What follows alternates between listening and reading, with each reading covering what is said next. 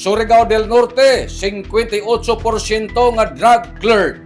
Sa tagpahigadyon nga padak meeting Marso 30 ning tuig 2026 alas 8 ang takda sa buntag tagsugdan. Milutaw sa report gikan sa PDEA base sa drug affectation nasa 58% ang drug cleared sa 15% ang drug free sanan 27% ang drug affected. Ini na report nga nagpakita matod ng PDEA na medyo epektibo ang kampanya sa illegal na droga dinhi sa ato probinsya tungod sa dakong suporta ni Provincial Governor Lyndon Barbers. Kung ato may numduman sa dihang ato nga nainabi ang hipi ng PDEA na si PDEA Agent Wilfredo Alagabia, dako nila na pasalamat ngadto kan Governor Lyndon Barbers kay ija tagpatutukan sa PDEA na monitoron ang entero probinsya ng Surigao del Norte sa katujuan na mapapas ang mga ilegal na kaliyukan sama na lamang sa pagpamaligya ng shabu o ang paggamit ng shabu.